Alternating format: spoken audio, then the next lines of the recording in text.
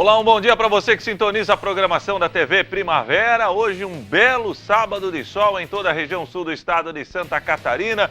8 de julho de 2017, dia em que o Tigre vai a Porto Alegre encarar o Internacional pela 12ª rodada do Campeonato Brasileiro da Série B. Dia em que nós falaremos muito de esporte pelos próximos 40 minutos na programação da TV Primavera, já que tivemos jogos interessantes pela Copa Sul-Americana, pela Taça Libertadores da América, tem seleção brasileira feminina de futebol, vamos falar de Campeonato Brasileiro da Série A, os jogos da semana do Campeonato Brasileiro da Série B e muito sobre o Tigre, como eu já frisei. Hoje o Criciúma tem o que é considerado por muitos o compromisso mais difícil na Série B fora de casa, que é justamente visitar o Internacional em Porto Alegre, no Gigante da Beira-Rio. Ah, mas o Inter está em crise, mas jogar contra o Inter sempre será difícil. Claro que o primeiro bloco será sempre dedicado ao Criciúma, então você que está em casa preparando o almoço, quem sabe, você que está aí curtindo este sábado de folga, eu desde já agradeço a sua audiência e convido você a ficar conosco,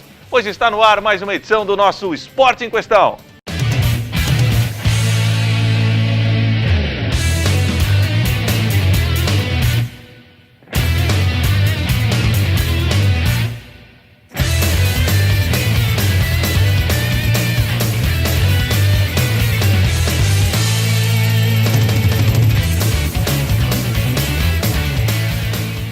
Legal, e eu também já convido você para interagir conosco através do nosso WhatsApp, já está liberado, 985056342. 985056342. Você pode interagir conosco, mandar sua mensagem, estamos ao vivo até 11h40. Também no nosso Facebook, que é facebook.com/TV Primavera. Curta a fanpage oficial da TV Primavera, compartilhe a nossa live. Aliás, através da nossa live, você também pode deixar o seu recado e interagir conosco. facebook.com/TV Primavera. A gente começa falando, claro, o primeiro bloco sempre dedicado ao Criciúma, semana cheia de treinamentos intensos, até porque o Criciúma se prepara com seriedade para encarar o Internacional em Porto Alegre. E quem está doidão para encarar o Inter é justamente o atacante Silvinho. E olha que o Silvinho tem uma história bem triste lá no Beira-Rio. Foi em 2014, defendendo o Criciúma pelo Campeonato Brasileiro da Série A, que o jogador teve a lesão mais grave da sua carreira. Mas para o Silvinho, isso é coisa do passado. Neste sábado, o Criciúma terá o maior desafio fora de casa na atual Série B. O Carvoeiro vai a Porto Alegre encarar o grande Internacional. Beleza, tá certo que o campeão mundial de 2006 não vive uma boa fase. Mas encarar o Inter sempre será complicado em qualquer circunstância. Esse é um time grande e tal, mas eu acho que se a gente comparar assim, acho que todos os jogos fora estão sendo difíceis, né? Se pegar contra o Juventude, um gol no final do jogo, contra o Vila Nova, aí quase a gente consegue a vitória. O próprio Londrina que ganhamos, mas foi muito difícil. Então são jogos, acho que todos os jogos fora são difíceis, mas acho que por ser o Internacional, as pessoas e os próprios torcedores falam que vai ser o jogo mais difícil. Acho que a gente tem que ficar com a cabeça tranquila, tratar como qualquer outro jogo que a gente está jogando fora. Silvinho, atacante do Carvoeiro, sabe muito bem como o Tigre precisará se comportar em campo para explorar a má fase do Colorado e sair do Rio Grande do Sul com um grande resultado. Primeiro de tudo, a gente está pensando na parte defensiva, porque os times estão vindo querendo fazer os gols rápidos, então a gente está se mantendo bem postado e depois acho que o jogo começa a se igualar, a gente começa a jogar mais fácil e estamos criando chances. Foi como aconteceu agora contra o Vila Nova, que o Lucão quase fez um gol, depois eu tive um chute de esquerda, teve outras oportunidades. Então acho que o nosso time está bastante inteligente quanto a isso. Se bem que jogar no estádio Beira-Rio não traz boas lembranças para Silvinho. Foi lá que o jogador sofreu sua mais grave lesão no joelho, quando defendeu o Tigre pela primeira vez no ano de 2014. É um filme que passa pela minha cabeça. Ano passado eu já tive a oportunidade de jogar lá naquele estádio com a Chapecoense. Foi um empate, acho que foi 0-0, o Danilo até pegou um pênalti. Mas também antes de eu entrar no campo, ficou um pensamento meio, não tem como não passar pela cabeça, foi uma lesão grave. Mas hoje, graças a Deus, eu me sinto muito bem, meu joelho tá bem, tá recuperado, não sinto mais dores. Então eu espero que... Já tive meu momento de tristeza lá, né? Então agora eu espero ter meu momento de felicidade. E já que a conversa foi parar em 2014, foi justamente nesta temporada que o tricolor montou um grande time. Porém, o rebaixamento foi um castigo para um ano que o torcedor quer esquecer. Silvinho também. E já que o futuro reservou uma nova chance ao atleta de defender a camisa do Carvoeiro, o negócio é se esforçar e trabalhar muito para que o tricolor retorne à Série A no final da temporada. A gente tem a consciência de que até o final do campeonato a gente vai fazer um jogo ruim ou outro, provavelmente vai perder alguma partida, a gente espera que não, mas o futebol é assim, né? São muitos jogos até lá. Mas chegar no estádio e ver os torcedores antes do jogo nos aplaudindo, dando a força, vocês podem ter certeza que é o 12º jogador e a gente espera que eles continuem assim até o final. E como eu já falei antes, a gente vai brigar, a gente tem time para brigar até o final do campeonato para subir, com certeza. Bom, e quem também está muito ansioso para essa partida é Diogo Matheus. O lateral direito do Tigre foi revelado pelo Internacional e hoje tem a chance de tentar mostrar o seu valor para o Colorado, que abriu mão dele. Foi uma semana intensa de treinamentos. Afinal de contas, neste sábado, o Criciúma estará diante do seu maior desafio fora de casa nesta Série B. Diante de um Internacional em crise, o tricolor tentará se aproximar ainda mais do G4. Dos jogos mais difíceis, sim, né? Por se tratar do Internacional, um grande adversário, um clube, né, que tem uma história aí indiscutível no futebol, né? Então a gente tem que ter muita atenção, muito respeito, né? Saber que nós podemos chegar lá, fazer um grande jogo, mas com muito respeito e muita cautela, né? Errar muito pouco, porque qualquer erro, qualquer brecha que a gente dá, a gente sabe que eles têm jogadores de muita qualidade, que com uma chance ou outra já não desperdiçam, já pode fazer o gol, né? Então ter muita atenção, muito respeito. A convicção que um bom resultado poderá ser alcançado de fato existe. Porém, a palavra de ordem ainda é cautela. Neste treinamento realizado na quinta-feira, foram permitidos apenas imagens do aquecimento. Prova que o Tigre ainda pisa em ovos para não cair no oba-oba da torcida. Eu acho que a gente tem que ter um equilíbrio, né? A gente vem aí de 6 jogos sem perder. Então tem que ter um equilíbrio, você tem que saber que o seu momento é bom, você vem fazendo um bom trabalho sim, nós melhoramos, né, depois de um começo muito difícil, mas ainda não tem nada ganho, um campeonato muito longo, como você falou, a gente está muito perto do G4, mas também muito perto do Z4, então é realmente continuar trabalhando jogo a jogo, pensar a estratégia que deve ser feita em cada jogo, para a gente continuar somando os pontos necessários, né? E para conseguir um bom resultado em Porto Alegre, será preciso muita inteligência, já que o Inter tem o melhor elenco desta Série B. Independente se é o Inter, independente se é um time que está na parte de cima ou na parte de baixo da tabela, você sempre tem que estar focado e preparado, como se fosse jogar e encarar como uma final todos os jogos, porque a gente sabe que às vezes você perde muitos pontos contra equipes que são consideradas menores, né? E aí faz toda a diferença esses pontos lá na frente. Então, não só o Inter, mas a gente já enfrentou outras equipes que têm jogadores de qualidade também.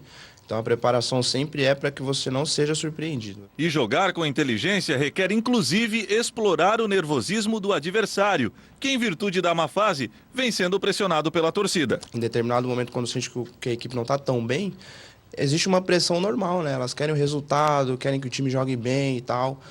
Então, eu acho que assim, nós temos que chegar lá, procurar fazer o nosso jogo, procurar esquecer todo o lado externo, porque eles têm uma equipe de qualidade e são jogadores acostumados a esquecer, né, a torcida. São jogadores acostumados a, no momento bom, automático, né, a torcida vai vir do seu lado, mas são jogadores acostumados a, também no momento difícil, saber que só depende deles, né, para que as coisas aconteçam. Então, eu acho que a gente tem que concentrar no jogo, esquecer todo o lado externo, toda a cobrança que possa vir, também o incentivo que possa vir da torcida deles e pensar no nosso trabalho, no que nós temos que fazer lá. Assim, eu acredito que a gente vai conseguir fazer um bom jogo, desempenhar um bom papel e sair de lá com o resultado que a gente espera. Bom, e em meio aos treinamentos, o Criciúma ainda teve tempo de negociar jogador. E jogador que até ontem era titular. Uma joia revelada pelo clube, convocado para a Seleção Brasileira Sub-20, já treinou com a seleção principal de Neymar e companhia, foi convocado para participar dos treinamentos da Seleção Olímpica que ganhou o ouro no Rio de Janeiro em 2014. Marlon não veste mais a camisa do Criciúma até o final do ano. O jogador foi para o Fluminense do Rio de Janeiro. O lateral esquerdo Marlon não jogará mais pelo Criciúma neste ano. O jogador, que já havia sido sondado pelo Fluminense durante a participação carvoeira na Primeira Liga, finalmente irá defender as cores do tricolor carioca por empréstimo até o final do ano. Edson Gaúcho, diretor de futebol do clube, explicou por que o Criciúma demorou tanto tempo para selar a negociação. Não tinha proposta nenhuma do Fluminense, tinha uma proposta de empréstimo que se estenderia até o final do ano que vem, nós não queríamos.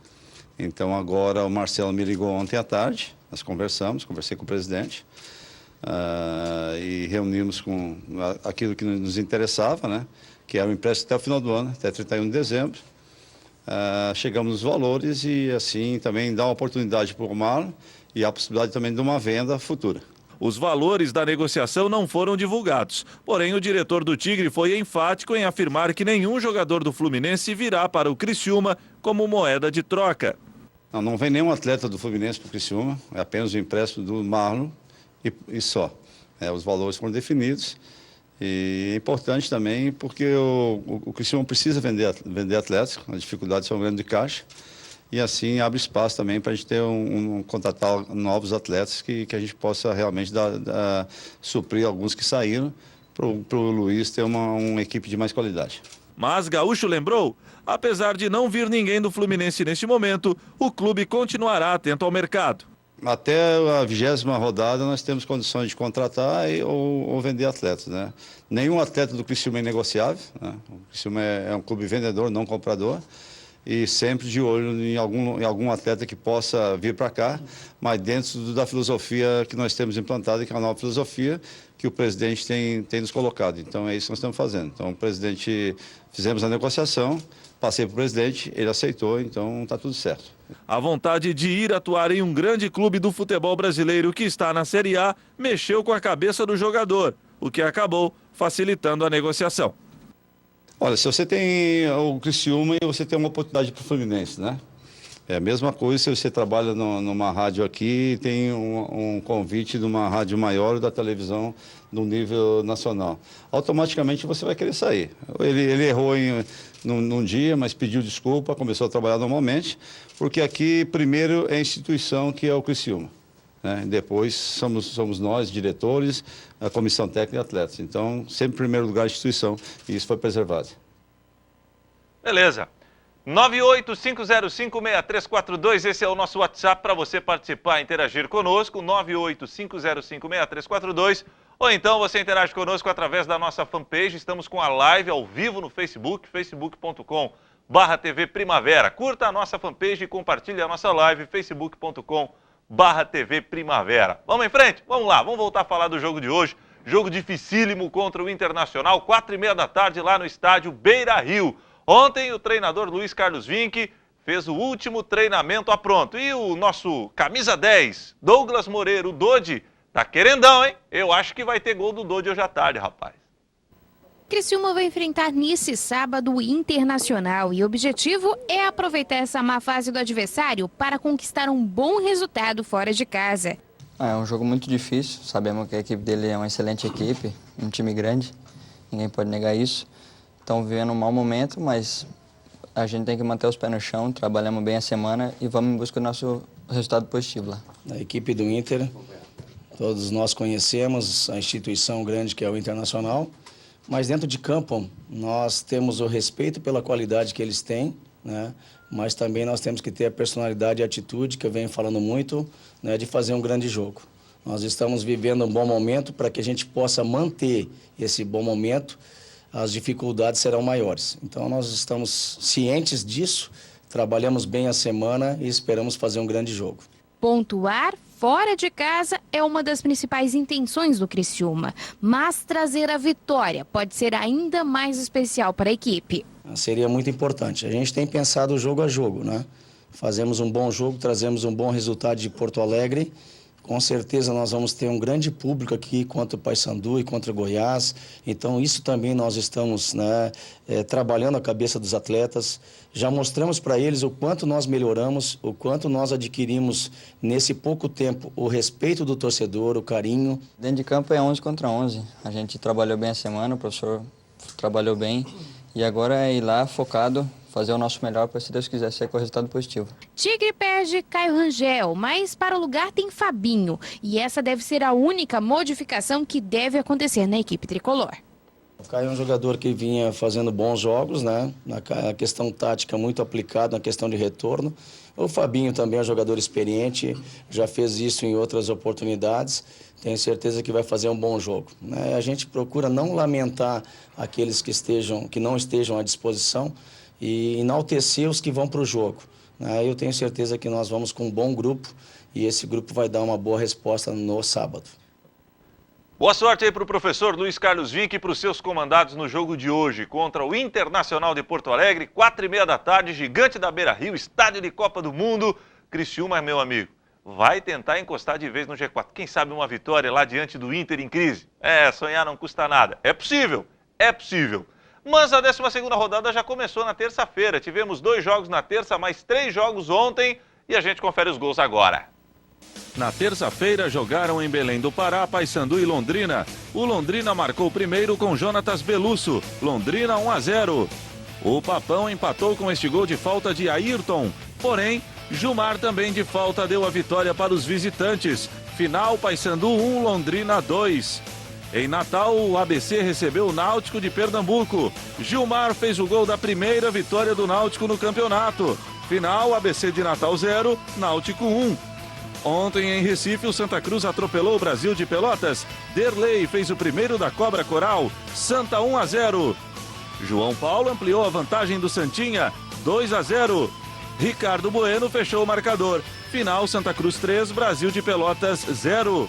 Em Goiânia, o Goiás também não teve problemas para vencer o Luverdense de Mato Grosso. Alex Alves de cabeça fez o primeiro do Esmeraldino. Goiás 1-0. O Goiás queria mais e Michael ampliou a vantagem dos donos da casa. Goiás 2-0. Para a festa dos torcedores do Goiás, Thiago Luiz fez mais um. Goiás 3-0.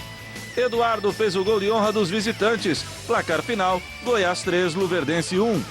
Em Curitiba tivemos Paraná e América Mineiro. Os visitantes saíram na frente com Renan Oliveira. Gol do Coelho, América 1-0. Gabriel Dias empatou para o Paraná e o placar não foi mais alterado. Final Paraná 1, América Mineiro também 1. Pois é, e depois dos jogos de ontem vamos conferir os jogos que serão realizados hoje. Jogos que complementam a 12ª rodada e já vamos dar uma espiada também na classificação. Hoje teremos o complemento da 12ª rodada. Em Florianópolis jogam Figueirense e Ceará. Em Porto Alegre, Internacional e Criciúma. Em Barueri, na Grande São Paulo, Oeste Vila Nova de Goiás. Em Caxias do Sul, Juventude e Guarani de Campinas. E em Varginha, Boa Esporte e CRB de Alagoas.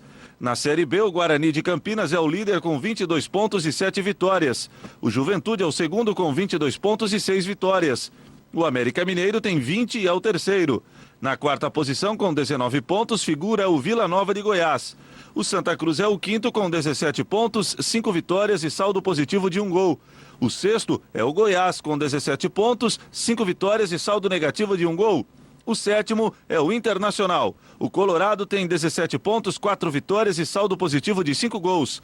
O Paraná é o 8º com 17 pontos, 4 vitórias e saldo positivo de 2 gols. O CRB é o 9º com 16 pontos e 5 vitórias. O Londrina é o 10º com 16 pontos e 4 vitórias. O Criciúma, que ainda não jogou na rodada, é o 12º com 15 pontos. O outro representante de Santa Catarina é o Figueirense. O time da capital está na zona do rebaixamento, na 17ª colocação, com 12 pontos ganhos. 985056342, esse é o nosso WhatsApp e o nosso torpedo para você interagir conosco. 985056342 ou então interaja conosco através da nossa live. Estamos para o mundo com imagens do programa sendo transmitidas também pelo Facebook, facebook.com/TV Primavera. Curta a nossa fanpage e compartilhe a nossa live, facebook.com/TV Primavera. Negócio é o seguinte, daqui a pouquinho tem Campeonato Brasileiro da Série A, tem Copa Libertadores da América, tem Sul-Americana, tem muita coisa legal. Já já eu volto.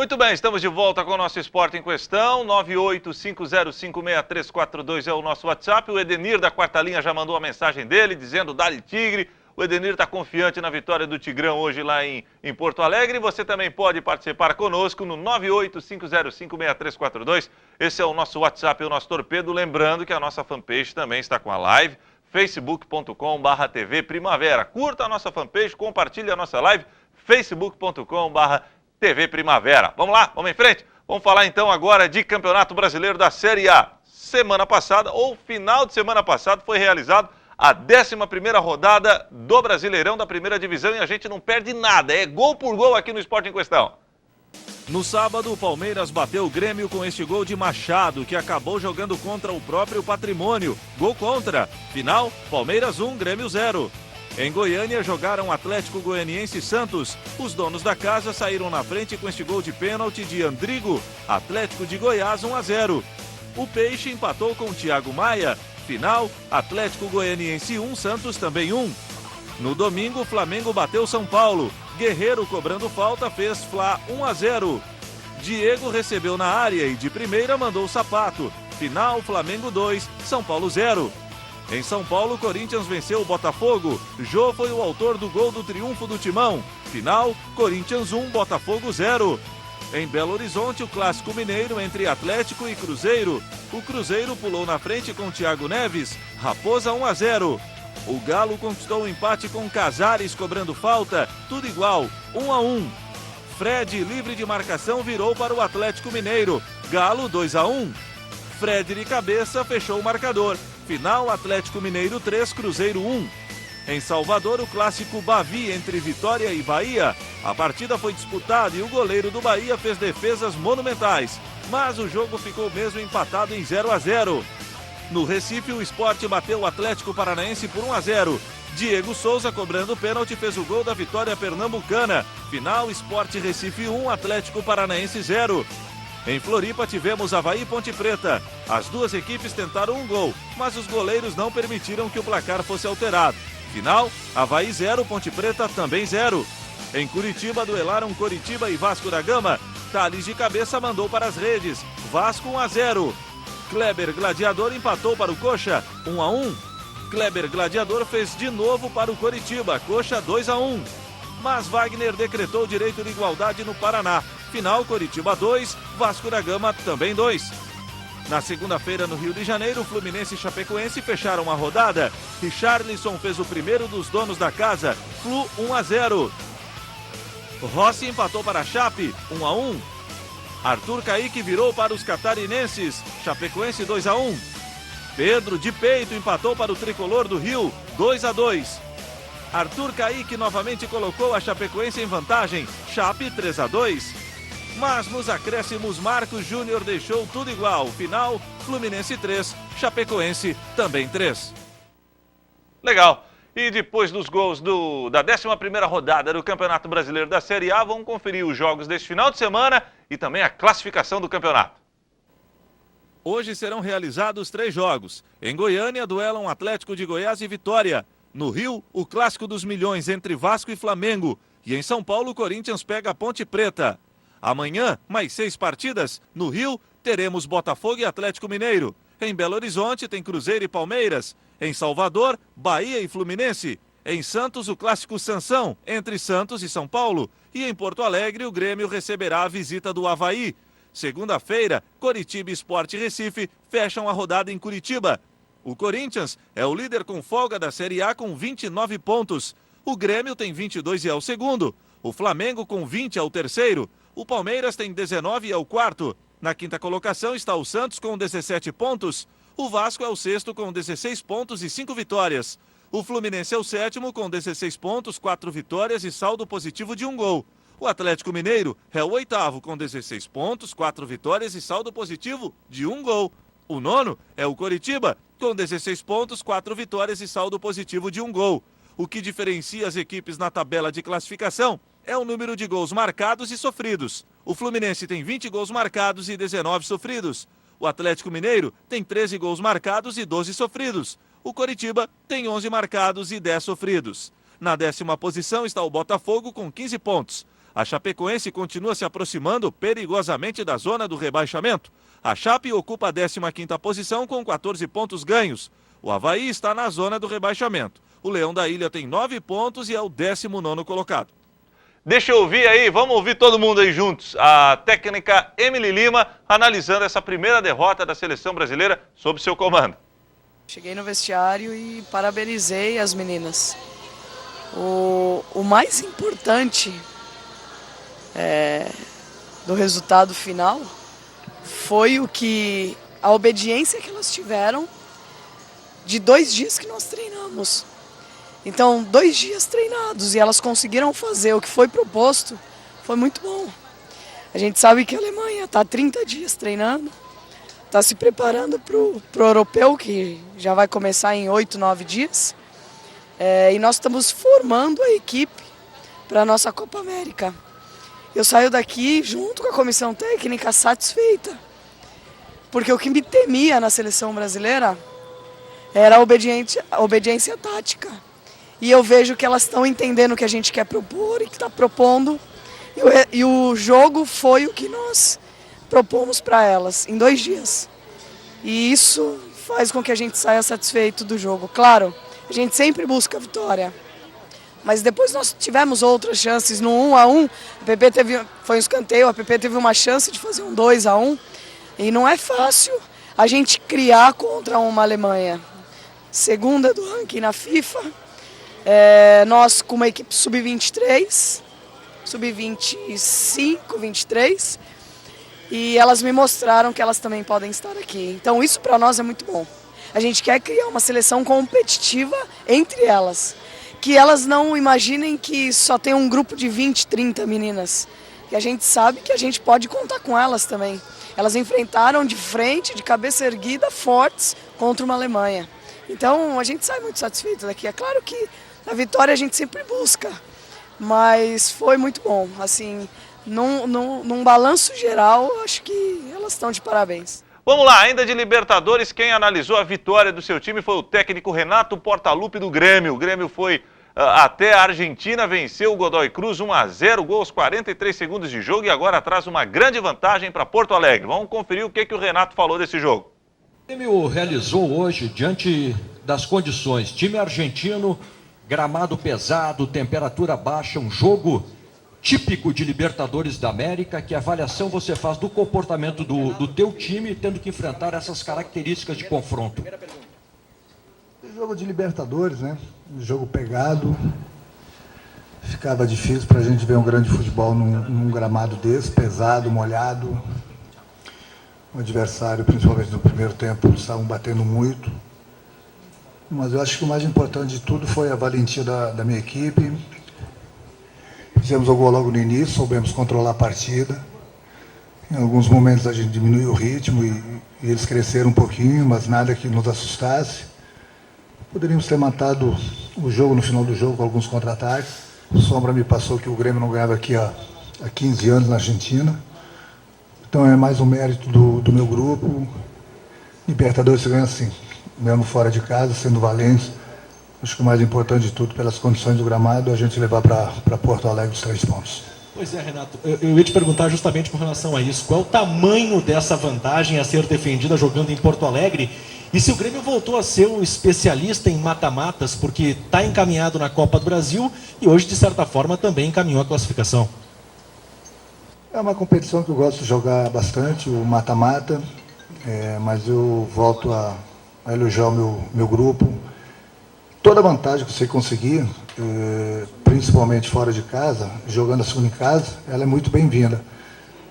Foi 1-0, mas é uma vantagem muito grande que a gente leva. Agora a gente vai jogar em frente à nossa torcida, daqui 30 e poucos dias. Então essa vantagem ela vai ser bastante valorizada, pode ter certeza disso. Mas mais 90 minutos em frente à nossa torcida, é outra história, é outro jogo, são os outros 90 minutos. Nada está definido, está tudo em aberto. Agora, não deixa de ser uma boa vantagem que a gente leva para lá. Você considera, Renato, que o Grêmio jogou quando tinha que jogar e parou o jogo quando tinha que parar, de uma certa forma até sendo meio argentino? É um pouco de tudo, mas o desgaste dos jogadores era nítido pelas condições do gramado. Fica difícil de jogar. O Grêmio tem sua especialidade, o toque de bola, saída rápida de trás, a valorização da posse de bola, mas ficava muito difícil. Principalmente no primeiro tempo, onde o gramado estava bastante pesado, muita chuva, e o adversário chegando junto. E a minha equipe só procurou jogar futebol. Em momento algum nós revidamos, em momento algum nós entramos no jogo do adversário, a gente sabe da catimba do jogador argentino. Eu acho que numa competição dessa, campo pesado, chuva ou não, independente do adversário, você tem que saber se comportar dentro de campo como a minha equipe se comportou hoje. Isso é uma Libertadores, e Libertadores se ganha dessa forma. Renato, justamente sobre isso, adaptar o estilo do Grêmio a essas adversidades, forma time campeão? Sem dúvida alguma, mas o meu grupo ele tá preparado para qualquer competição. Meu grupo está preparado para o Campeonato Brasileiro, está preparado para a Copa do Brasil, está preparado para uma Libertadores, porque nós temos nosso sistema de jogo e a gente procura implantá-lo independente do adversário, independente da competição, independente do local. Então, lógico que hoje o Grêmio, no meu entender, ficou bem abaixo do que vinha jogando, mas é nítido, por causa do campo, por causa do adversário, por causa da competição, por causa que eles estavam sendo um pouco violentos, principalmente no primeiro tempo. E fica difícil você querer jogar da maneira que a gente vinha jogando nessas condições do gramado. De repente, nós fomos prejudicados por isso. Mas é aquilo que eu falei, é o importante que nós levamos essa vantagem para Porto Alegre. Legal. Atenção, pais. Agora uma reportagem que você deve prestar atenção. Videogame hoje está sendo considerado inclusive um esporte. Existem competições que são realizadas no mundo todo e gente que ganha muito dinheiro vencendo competições de videogame. Mas o videogame nem sempre é uma brincadeira sadia. Quando você começa a desperdiçar muito tempo, a investir muito tempo em videogame e em virtude disso começa a abrir mão de outros compromissos em virtude do jogo online, do jogo virtual, isso já começa a dar sinais de doença, pode ser nocivo para a saúde, principalmente de crianças e jovens. Nós preparamos uma reportagem especial falando sobre esse problema, de algo que vem crescendo e vem assustando alguns especialistas. Confira. Nas férias, o Pedro Henrique joga videogame à vontade. Mas para o período de aulas, existem regras. Então, durante a semana, o Pedro está liberado para ele jogar mais ou menos umas 3 horas depois que entregar as atividades do dia. Fez a lição de casa, já almoçou e aí ele pode umas 3 horas brincar. É que se deixar... Aí não tem muita regra, eu já vou jogando mesmo e fico até à tarde. Às vezes eu gosto de jogar bastante à noite. Se não tivesse essa regra das 3 horas, você jogava há quanto tempo? Eu jogava mais ou menos umas 7 horas, assim, eu jogava bastante mesmo. A influência veio do pai. O Ronaldo teve videogames na infância e comprou um para o Pedro antes mesmo do filho nascer. Agora são 4 videogames e olha, não sai barato. Eu gostava já de videogame, não era assim, tão fã quanto ele é hoje, mas sempre gostei, procurei comprar um videogame e para tentar brincar com ele, né, junto, mesmo bebezinho, ele olhar. E aí acabou que quando eu menos percebi, quando eu dei em si, ele estava jogando já e eu nem ensinei ele nada. Ele já pegou o controle, já começou a fuçar sozinho e quando eu vi, estava brincando já. Eu gosto mais de jogo de tipo, mais de tiro, assim, eu gosto um pouco mais desses e também gosto bastante de corrida. Como acontece com a maioria das crianças e adolescentes, o Pedro segue as regras, com alguma resistência. Mas o que fazer se agora os jogos eletrônicos estão ainda mais acessíveis, nos tablets e celulares? A irmã mais nova dele, a Ana Beatriz, de 6 anos, já adora esses joguinhos. A Ana Beatriz, eu percebo que se ela não tiver com nenhum jogo, ou tablet, ou celular, ou no videogame, ela já fica agitada. O que eu vou fazer? Então, para ela, se ela não estiver conectada em algum desses objetos, ela não tem nada para fazer mais. Já estão tentando dar uma limitada, colocar alguma regra? Sim, já estou tentando. Estou sim. Já estamos colocando uma ordem, né, Bia? Jogar videogame não é um problema. Jogos eletrônicos estimulam a criatividade, o raciocínio lógico, a coordenação motora. Agora, a preocupação começa quando o que era para ser uma brincadeira acaba atrapalhando outras atividades. A Organização Mundial da Saúde estuda classificar o vício em videogame como um distúrbio psiquiátrico, ou seja, uma doença, assim como o vício em jogos de azar. Na prática, isso mostra a importância que os cientistas estão dando para o assunto. O exagero afeta o desempenho escolar, a convivência com familiares e amigos e a saúde. Pode até ser fatal. Em fevereiro deste ano, um norte-americano morreu depois de jogar 22 horas seguidas. Este psiquiatra explica que o tratamento para quem é viciado em videogame pode incluir até medicamentos.